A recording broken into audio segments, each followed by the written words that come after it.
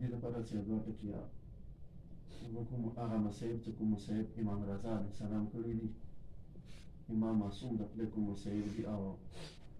دې مرحوم ته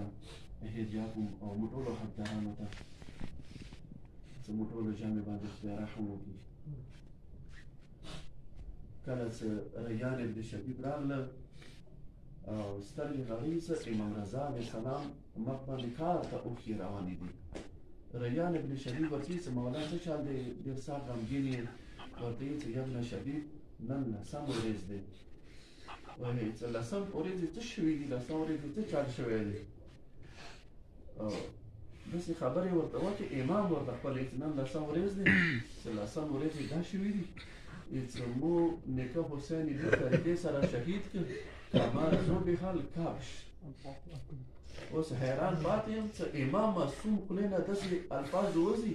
ښایي چې لکه څرنګه یو ځناور انسان ذبح کوي، داسې الفاظ امام خولې نه ووتي. دا بعضې ورته وایي چې یا ابن شبیب چې کله ته غواړې چې څه شي باندې ته وژاړې، تا ته څه تکلیف راشي څه شي باندې وژاړې، نو بیا داسې وکړه چې بیا حسین دپاره وژاړه، خپلو غمونو دپاره مه ژاړه، حسین دپاره وژاړه. ما استاد نه یوه خبره واورېده، هغه ډېره عجیبه خبره وه. هغه دا ویلو چې دا کوم تشبیه چې امام ورکړی دی که د دې وجې نه ورکړی دی چې کله څوک تاسو کس وکړم کله چې څوک یو پسه ذبح کوي که نه، نو هغه څوک منې کوي نه، ټول خلک ولاړ وي سترګې غړوي،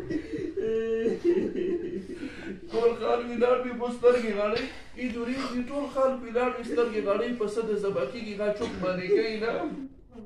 او لسم په ورځې هم همداسې وو چې چوک باندې کولو والا نه وو، ټولو سترګې غړولې، خو یکه یوه ورمنه وه چې دا کله راووته، هغه چې کله راووته تلې ځای نه بیا باندې ودرېده. بیا د ورته ویل چې یا ابن شبیب چې ته دې وجې نه وژاړه حسین دپاره، ځکه چې څوک حسین دپاره کومې بیبیانې ژړېدې نو هغو ته به ډېر تکلیف رسېده. حسین باندې ژړا والا چوک نه و، څنګه باندې چا ژړا کولی هغو ته د بیا تکلیف رسېده. تاسو ته پاته دي چې ځکه وړې بیبي ته ډېر تکلیف رسېدلی، ځکه چې هر چا به په ویر شي، هر چا به په ویر شي، خو وړو وړکي خپل مور او پلار نه په ویرېږي، چې کله یې پلار په زړه شوی په ژړا به شوه، نو هغو ظالمانو طرف نه به بیا ظلم ګزارونه ورباندې شروع شو. دوستانو چې کله تلې زینبیا باندې ورمنه ودرېده، سترګې غړولې چې یوه ژور ځای کې څوک د تورې هسکې، څوک د نیزې هسکې، څوک د لرګیو ګزارونه کوي، څوک د کاڼیو ګزارونه کوي. او ورپسې یو سړي اواز وکړ چې اما فیکم مسلم، تاسو کې څوک مسلمان نشته، تاسو کې څوک مسلمان نشته. دوستانو لږ وخت تېرېږي، هغه ظالم راغله، هغه ظالم راغله، ورو ورو د نسګېرېږي، ورو ورو د نسګېرېږي راغله د مولا حسین تنې ته چې کله نسګېر شو، خو هغه ټکي چې کوم روایات بیان کړي دي تا ته به ډېر تکلیف ورسېږي، هغه خو درته نه شم، خو دوره اشارې څه به درته ویم چې ورمنې سترګې غړولې. اخر کې داسې وخت راغله چې ورمنې هر دواړه سونه سترګو باندې کېږدولو.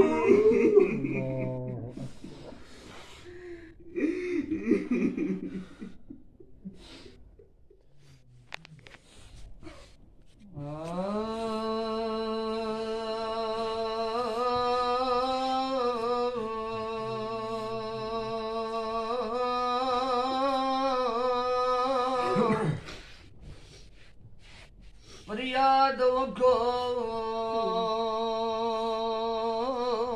مظلوم حسین،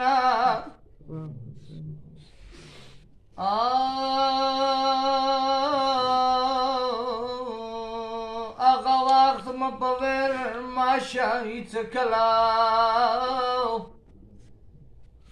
یا ګرانه لور څه حسین ځانه بېلوله.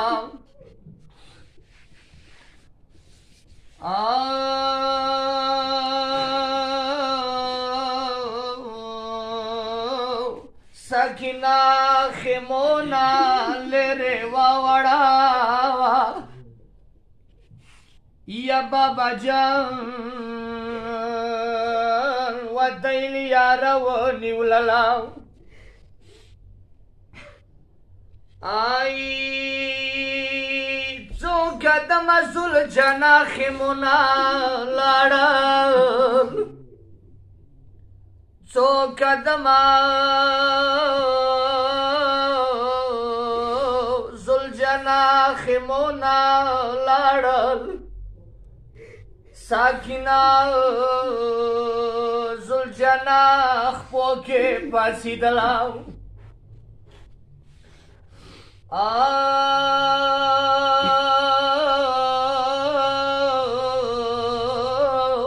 بابا جانا ماتا کوز شاغوی گراکا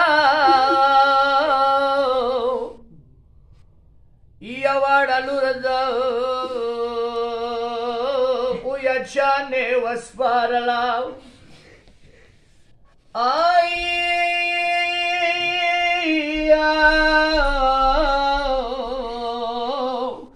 زبچا پا غویگی خوب کوام بابکاو یا هر مشالور تا سینے نے چملاولاو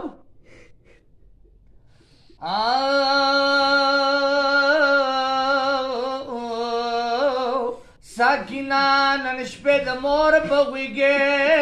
چملاو تاکی سام اسرو باب سارا کاولاو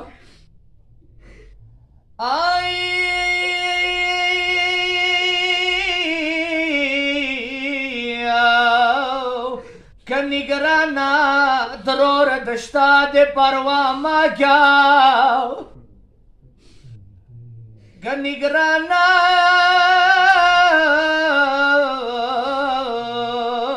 ترور دشتا دے پروا ما کیاو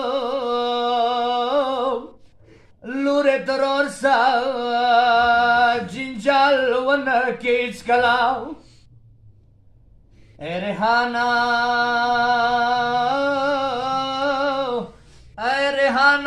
غواق دا بچو را گران و یا حسین گرانا لور پشندو چاپاولا یا حسین محمد و آل محمد یا اللہ دا ماتم ثواب دا فاتحو ثواب اور دا نظر و نیا ثواب مرحوم روح دور رسول کے یا اللہ مرحوم غری کی رحمت کے گناہانی کبیرہ و صغیرہ ورطا بخشش وکے قبری دا اہل بیت و نور سمونور کے اہل بیت اطہار علیہم السلام سر محشور کے ورمنی بی بی سلام اللہ علیہ شفاعت ورطا نصیب کے بندگانوں تے صبر جمیل عنایت کے